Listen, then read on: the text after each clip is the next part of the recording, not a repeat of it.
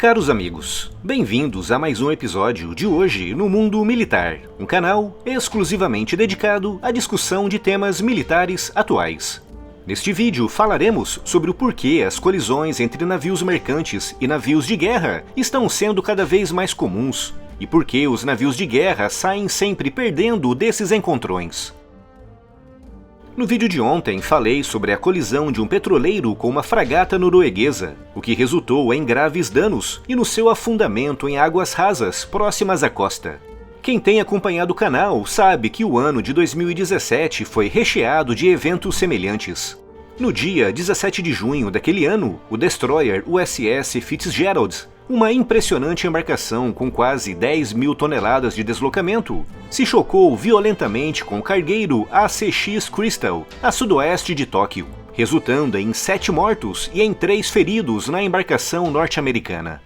E no dia 21 de agosto daquele mesmo ano, o destroyer USS John S. McCain colidiu com o cargueiro Al-Nick no congestionado Estreito de Malaca, entre Singapura e a Malásia, resultando na morte de 10 marinheiros norte-americanos. Esses 2 acidentes levaram a que o comandante de toda a 7ª Frota da Marinha dos Estados Unidos, o vice-almirante Joseph Alcoin, perdesse o seu comando. Esses 3 acidentes e outros incidentes semelhantes ocorridos ao redor do mundo levantam uma série de questões. Como é possível que navios de guerra tão modernos e equipados com radares tão avançados colidam com embarcações tão grandes como cargueiros e petroleiros?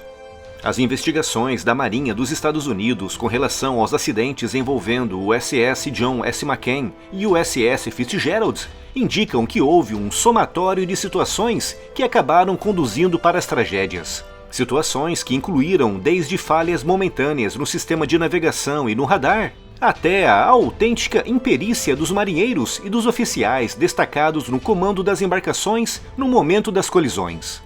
Os relatórios preliminares parecem indicar que, independentemente dos problemas eletrônicos e mecânicos que as embarcações apresentaram momentos antes do choque, se os marinheiros e oficiais estivessem verdadeiramente atentos, a tragédia e a morte de tantos marinheiros poderia ter sido evitada. E apesar das investigações envolvendo o caso da fragata norueguesa estarem ainda longe de serem concluídas, tudo parece indicar que a colisão pode ter tido a mesma origem, ou seja, uma conjugação de fatores mecânicos, eletrônicos e, principalmente, a imperícia da tripulação. Mas as causas exatas ainda deverão levar alguns meses até serem completamente apuradas.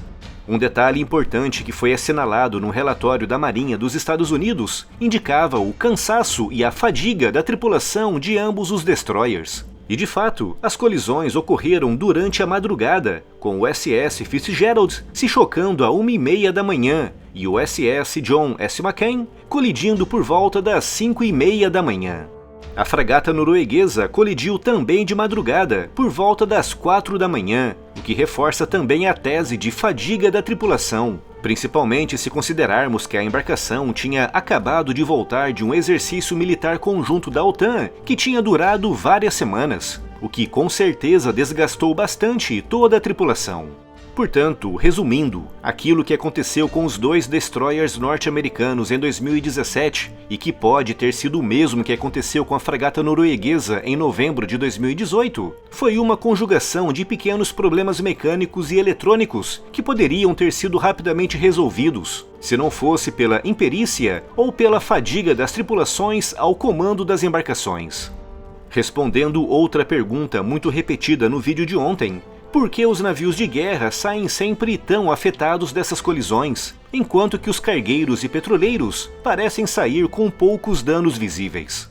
Isso se deve ao fato dos petroleiros terem cascos duplos extremamente resistentes, feitos justamente para resistir a impactos desse tipo, já que qualquer dano mais sério pode levar a vazamentos desastrosos.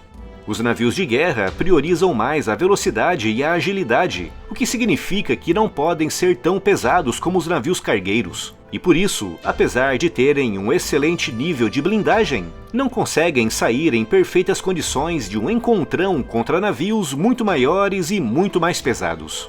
Por exemplo, a fragata norueguesa envolvida na colisão de ontem desloca pouco mais de 5.200 toneladas, mas o cargueiro contra o qual colidiu desloca cerca de 60.000 toneladas, ou seja, é quase 11 vezes e meia mais pesado.